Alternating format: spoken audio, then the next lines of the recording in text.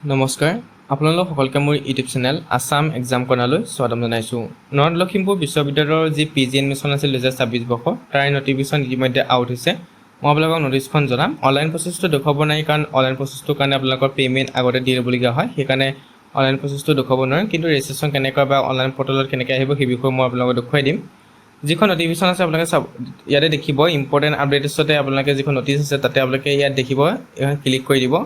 Click কৰি দিয়াৰ পিছত আপোনালোকক পেজটোলৈ লৈ আহিব যিখনত য'ত আপোনালোকে অনলাইন আবেদন কৰিব পাৰিব। ইয়াতে আপোনালোকে PG এডমিশ্যনৰ যিখন নটিচ আছে নটিচখন দেখিব। ইয়াতে এইখন নটিচখন আছে। ইয়াত উল্লেখ কৰিছে যে পষ্ট গ্ৰেজুৱেট এডমিশ্যন টেষ্টৰ কাৰণে অৰ্থাৎ north Lakhimpur post graduate entrance test, যাক চমুকৈ NLUPGAT বুলি কোৱা হয়। তাত আপোনালোকৰ কোৰ্চ আছে Assamese, botany, chemistry, economics, education, electronics, English, physics, political science and zoology. আৰু যিটো পে'মেণ্ট হৈছে সেইটো 600। অনলাইন আবেদন 14 জুনৰ পৰা ষ্টাৰ্ট হৈ আপোনালোকৰ 5/7 অৰ্থাৎ জুলাই 5 তাৰিখলৈকে আপোনালোকৰ অনলাইন আবেদন হ'ব। আৰু এক্সামটো হ'ব আপোনালোকৰ এণ্ট্ৰেঞ্চ এক্সামটো হ'ব 9 তাৰিখে, 9 জুলাই দিনা আপোনালোকৰ এণ্ট্ৰেঞ্চ এক্সামটো অনুষ্ঠিত হ'ব।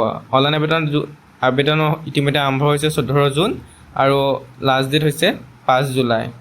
আপোনালোকে অনলাইন আবেদন কৰিবৰ কাৰণে ইয়াতে যিটো লিংক দেখিছে pgadmission.nlc.ac.in, এইটো আপোনালোকে গুগলত ডাইৰেক্ট মাৰি দিলে ইয়ালৈ লৈ আহিব, বা আপোনালোকে এইটো কপি কৰি ল'ব। কপি কৰাৰ পিছত গুগলত মাৰি দিব, নহ'লে ইয়াতে আহি এনেকৈ ক্লিক কৰি দিলে ডাইৰেক্ট আপোনালোকৰ যিটো পৰ্টেল আছে সেই পৰ্টেলটোলৈ লৈ যাব, অৰ্থাৎ এডমিশ্যনৰ পৰ্টেলটোলৈ আপোনালোকক লৈ যাব। লৈ যোৱাৰ পিছত আপোনালোকৰ সন্মুখত এনেকৈ আহিব।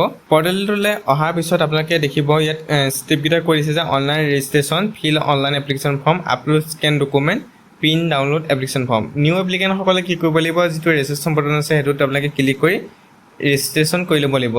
যিসকলে ৰেজিষ্ট্ৰেশ্যন কৰি ৰাখিছে তেওঁলোকে ৰেজিষ্টাৰ্ড মোবাইল নম্বৰ আৰু যিটো পাছৱৰ্ড দিব, পাছৱৰ্ড দি কেপচা কোডটো দি আপোনালোকে লগ ইন কৰিব লাগিব। নিউ এপ্লিকেণ্টসকলে ইয়াতে ক্লিক কৰিব। ক্লিক কৰাৰ পিছত আপোনালোকৰ অনলাইন ৰেজিষ্ট্ৰেশ্যনত আপোনালোকৰ ফাৰ্ষ্ট নেম, লাষ্ট নেম এইখিনি দিবলৈ কৈছে। আপোনালোকৰ ফাৰ্ষ্ট নেমটো দিব প্ৰথম, তাৰপিছত লাষ্ট নেমটো দিব। ফাৰ্ষ্ট নেমত যদি মিডল নেম থাকে মিডল নামটো দিব পাৰে, লাষ্ট নেমত আপোনাৰ উপাধিটো দিব।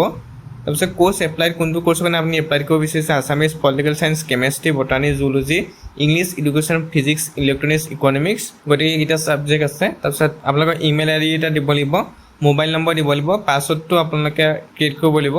তাৰপিছত কৈছে one mobile number allow only for one registration, অৰ্থাৎ এটা প্ৰগ্ৰেমৰ কাৰণে এটা মোবাইল নম্বৰ দিব লাগিব। গতিকে আপোনালোকে এটা নম্বৰে এটা কোৰ্চৰ কাৰণে এপ্লাই কৰিব পাৰিব। ইয়াত আৰু এটা কথা উল্লেখ কৰিছে যে আপোনাৰ registration you cannot change course option, অৰ্থাৎ ৰেজিষ্ট্ৰেশ্যন কৰাৰ পিছত আপোনালোকে কোৰ্চৰ অপশ্যন আপোনালোকে কি কৰিব নোৱাৰে, চেঞ্জিং কৰিব নোৱাৰে। তাৰপিছত আপোনালোকে বেক কৰি লগ ইন বটনটোলৈ আহিব পাৰিব, যিটো লগ ইন আছে তাত আহি আপোনালোকে লগ ইন কৰিব। লগ ইন কৰাৰ পিছত আপোনালোকৰ যিটো পে'মেণ্ট আছে পে'মেণ্টটো দি পেলাইহে আপোনালোকে এপ্লিকেশ্যন ফৰ্মখন ফিল আপ কৰিব পাৰিব। ইয়াত দেখিছে এনেকৈ আপোনালোকৰ ওলাব। ইয়াত আপোনালোকৰ you are applying for the course, কোনটো কোৰ্চৰ কাৰণে আপুনি এপ্লাইং কৰিছে। তাৰপিছত pay' online portal registration fees, অৰ্থাৎ প্ৰথমে পে'মেণ্ট কৰি ল'ব লাগিব, তাৰপিছতে আপোনালোকে ৰেজিষ্ট্ৰেশ্যন কৰিব পাৰিব। প্ৰথম পে'মেণ্টৰ কাৰণে আপোনালোকৰ যিখন পে'মেণ্ট অপশ্যন আহে, অৰ্থাৎ মাৰ্চেণ্ট পে'মেণ্টৰ কাৰণে আপোনালোকৰ যিখন ডাছবৰ্ড আহে ডাছবৰ্ডখন খোল খাব।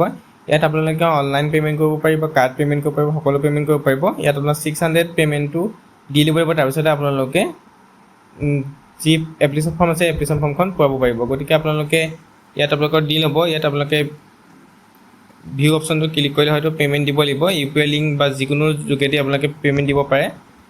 তাৰপিছত পে'মেণ্ট দিয়াৰ পিছত আপোনালোকে কি কৰিব, আপোনালোকৰ যি ডেছবৰ্ড আছে ডেছবৰ্ডত আপোনালোকে ইয়াত আপোনালোকৰ এপ্লিকেশ্যন ফৰ্মখন চাব পাৰিব, PV1 পিন কি কি এপ্লাই কৰিলে আপোনালোকে ইয়াতে শ্ব' কৰিব। ইয়াতে আপোনালোকে ক্লিক কৰাৰ পিছত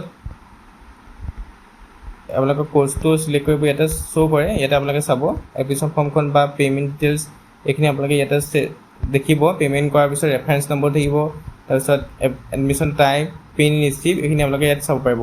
গতিকে আপোনালোকে এনেকৈ অনলাইন আবেদন কৰিব লাগিব, পে'মেণ্ট কৰাৰ পিছতে অনলাইন আবেদন কৰিব পাৰিব।